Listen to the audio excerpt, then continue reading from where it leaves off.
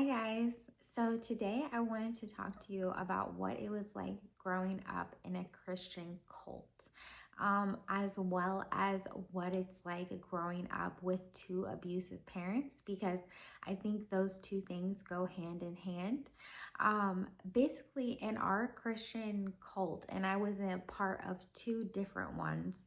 The first one was the one I grew up in, and they had all of these buzz and kind of catchy ways to get people in the doors, mainly with the use of miracles.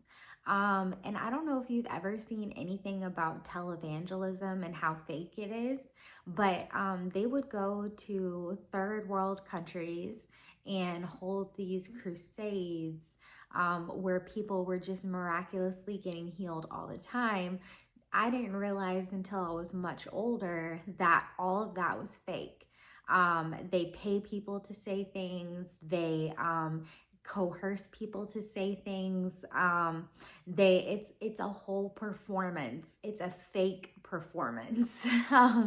And so that just gives you a little bit of a window of how this community thrived for so long was based on these belief systems. And also these belief systems, and you'll see this in cults kind of across the world, is that the main use of power is to control women and children. So we were being preached at a young age to get married and have kids. I even remember in the second cult that I was a part of, they were literally preaching to a stadium full of teenagers that it doesn't matter who you pick to get married, you just have to pick somebody and have babies with them. That was literally what they said, verbatim, word for word. It doesn't matter who you pick, just pick someone and be fruitful and multiply, like the Bible says. So that in itself was a harrowing experience, especially the control around women and children. I mean, there were certain things that I couldn't do, that I couldn't be a part of, certain movies I couldn't watch. I mean, I couldn't even watch The Little Mermaid because she had shells instead of a t-shirt on. I wasn't allowed to wear shorts. Like, I wasn't allowed to wear any type of like summer outfit that you could even think of. And the craziest part about the abuse that went on in my home behind closed doors, because there's one thing about abuse going on in a church setting, but when that abuse continues inside the home, it is just devastating. It is heartbreaking because one of the phrases that they use in the church was spare the rod and spoil the child. I got physically beat by my dad for pretty much all of my childhood, more so than my other siblings.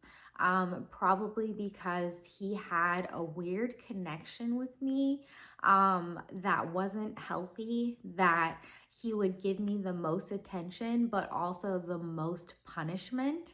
And that goes back, which I won't get into in this video, but that definitely goes back to his own childhood trauma with a female member that had, there was a situation between them that was not healthy. A family member in his family that did something to him that was not healthy. So I think in a way he took that out on me. So not only was I being physically beat every single day of my life, but I was also being emotionally harassed by my mom. And a lot of that emotional harassment looked like this, go into your room and pray. And it wasn't just if I got in trouble, it was if she just wanted peace and silence in the house. It was go into your room and pray for hours. And we would get stuck in our room, doors shut, for hours, just looking at the ceiling, just having to come up with something, some word of God, some spiritual verse or Bible verse that would impress her enough to let us out of our rooms. So we were pretty much stuck in our rooms 24/7. I took a picture of myself in my childhood, and I just remember looking at the picture and I was like, I looked sick. Like, I looked unwell. Like, I looked unhealthy. I wasn't getting sunlight. I wasn't getting vitamin D. I was just sitting inside of the house. And during that time, we had moved cross country from church to church. The funny part about this is that our whole family moved from the church in California to the church in Georgia. Now, the church in California had just the pastors, and I found out all of this online when I became an adult and had the ability to research it. So the pastor that was a part of the original cult that I grew up in had just scammed everybody for their money. So he took everybody's money, everything that was invested in the church. He took people's money. I don't know exactly how he did it, but he scammed a lot of people out of their money and then took that money and moved to Georgia to start a new church. So after he fucked everybody over in the other church, he was like, yeah, let's just move to Georgia and start a brand new church. And this one, I'm only gonna have the chosen families come with me. So you'll see this with a lot of cult-like leaders. They have chosen cronies. They have chosen family members that there's always a hierarchy. So it's like the chosen ones get to be the closest to God. The chosen ones get to be the closest to the prophet, was what we called him. Like, he was basically God in our community. Whatever he said, God had said it. And my mom adopted this exact same persona inside of our house, where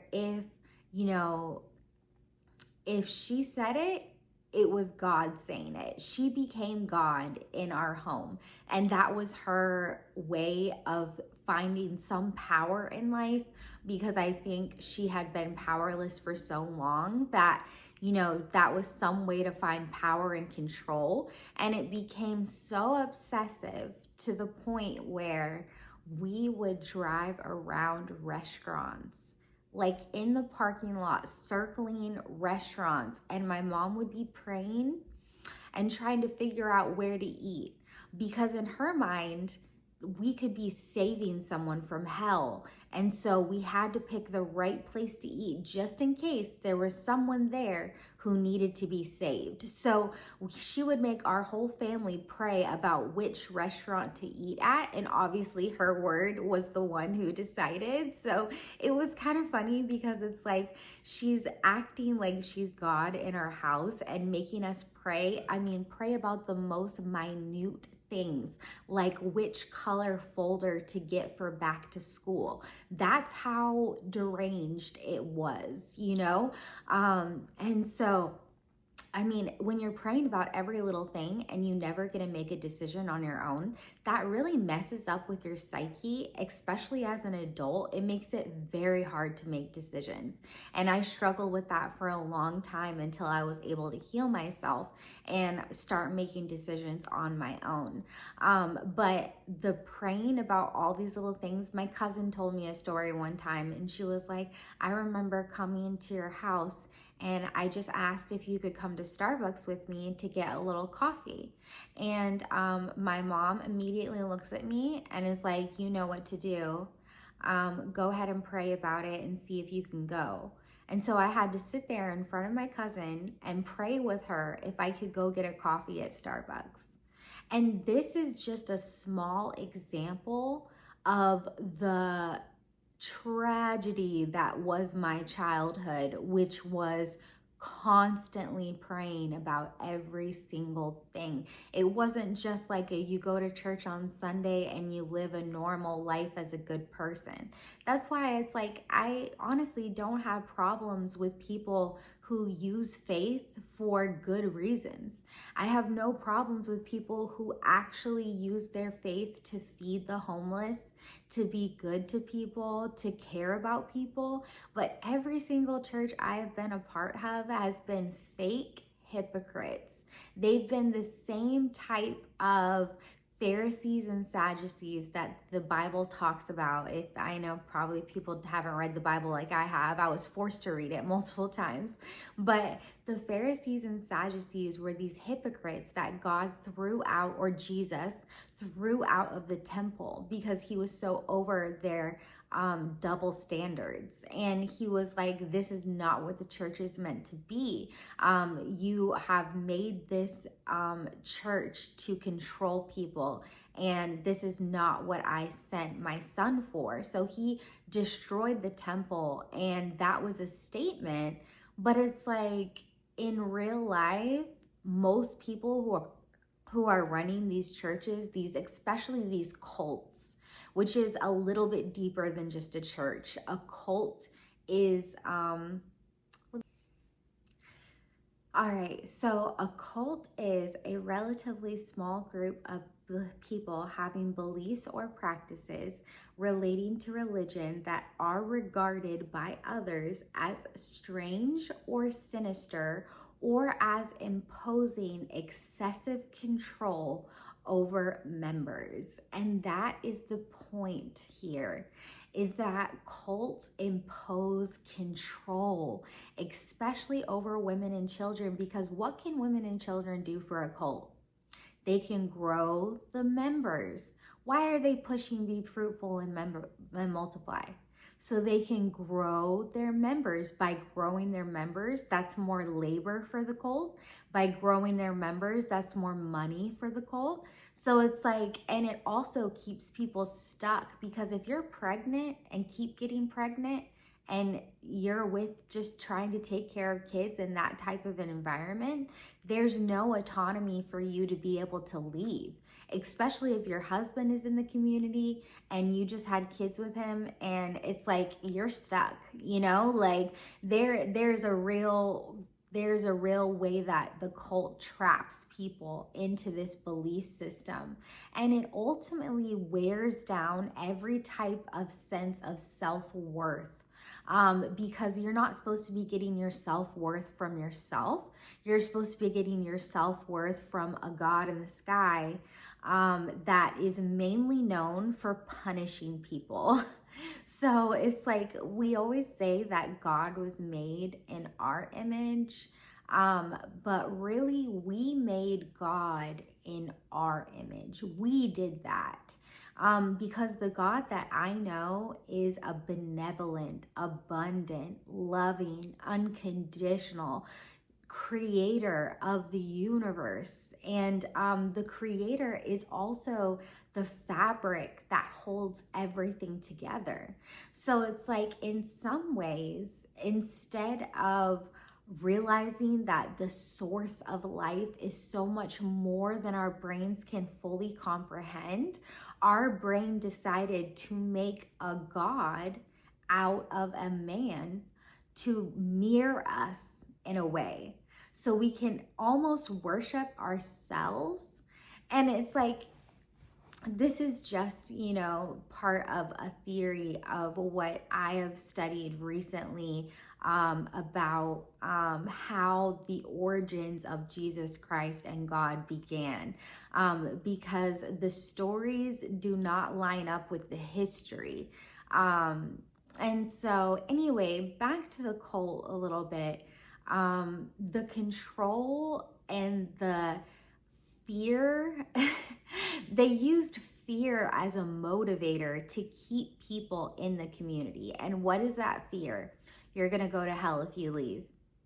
You're not going to be a chosen one if you leave. You are going to hell if you leave, and your spirit will be condemned forever.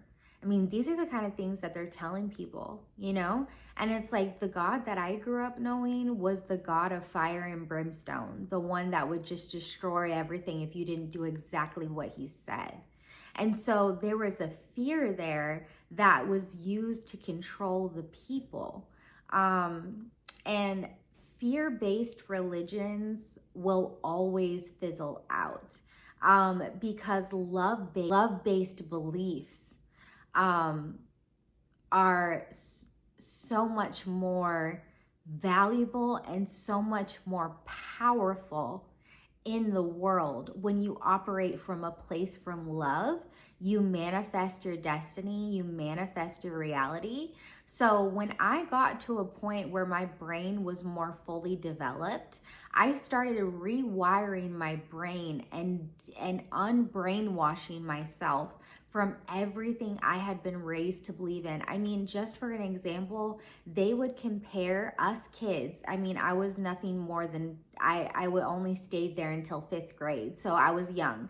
And they would get us all in a room and say, if someone put a gun to your head, would you say that you love Jesus if they were going to kill you? And we would have to say yes. Yes, we would say we love Jesus. Even if they were going to kill you, you have to die for Jesus. And then they would also say, look at the Muslims. Like, they're sending out suicide bombers, they're sending out people for their religion, and we need to be as extreme as that. We need to die for the cause. It was always about dying for the cause. I was always reading books about martyrs, and all these martyrs did were take their Christianity, their colonized Christianity, and try to put it on indigenous people all over the world. And a lot of these indigenous people killed them because they encroached on their territory. And so these were the people that were celebrated in my community, which is just hilarious, because it's like, like, I'm indigenous, I am Native American. So it's like, honestly, we should have done the same things to Christopher Columbus and his colonizers when they came over. We should have done the same things to them that were done to these martyrs. But anyway, it's just crazy to me to think that someone would talk to children about dying for their beliefs. I can't imagine telling my children that anything they believe in is worth dying for. Like, I honestly, I can't imagine telling my kids that, like, oh, you have to believe in God, even if you're about to get killed, you just still say you believe in God. Like, that is a little delulu, like, if anyone put a gun to my kid's head, I would say, you just say whatever you can do to get out of that situation and you run. I would not be saying now's the time to talk about God, right when a gun is pointed at your head. So yeah, anyway, those were just small moments. There was so much in this cult-like environment that I could not explain to you if I had 5 hours and 50 videos. It's just growing up in that environment changes and almost deforms your brain. I felt like, when I went into the real world, I almost felt like my brain was splitting, because I had been raised to believe that, if I went into the real world, then that was, I was a sinner. They raise you with this belief that you're a sinner from day one. And children are not innocent. They're all sinners from day one. So imagine how the parents would start looking at the kids for just doing kid-like things as, no, you're a sinner and you need to repent. So I was always repenting. I was always confessing for just being a kid, for laughing too loud, for, running around, for, like, for just being a kid. I was punished so severely, physically and emotionally. And that just takes a toll on you a lot. And so, having come out of all of that, I'm just so grateful to be in a place now where I'm established. I have a chosen family. I've created a family. I've built a family. I have honestly cut my parents off for a long time now. And I stand by that decision because of all the hurt and pain they put me through. I just am not at a place emotionally where I can interact with them and not get triggered. And so for me, and I'll do probably another video on just abusive parenting and all of that and what it looks like. But if you were raised in a cult-like environment or just with abusive parents, this is not where your story ends. Your story can become beautiful. Your story can become miraculous. The universe is always looking out for you, and the universe was looking out for me, and they guided me into a safe place where I can be myself and not be punished, where I can say my thoughts and opinions, because once again, it was a patriarchy, so my thoughts and opinions were immediately silenced if a man was speaking. So for me to be in a place where I have a husband that I can share everything with, and that nothing I say or do is punishable, that I am just allowed to be myself in a safe place, that is the true win and the true level up in my life. And I just want to let you know, for anybody out there in a similar situation, you can get past it. You can rewire your brain. You can know in your deepest heart that you're not going to hell because you left a community that was toxic. In fact, the God that I know is celebrating you for getting out of a toxic environment. So that's gonna wrap up my video for today. Just a little bit of more information about me, and I'm sure we'll talk more about these topics. But I hope you guys enjoyed this video, and I'll see you next time.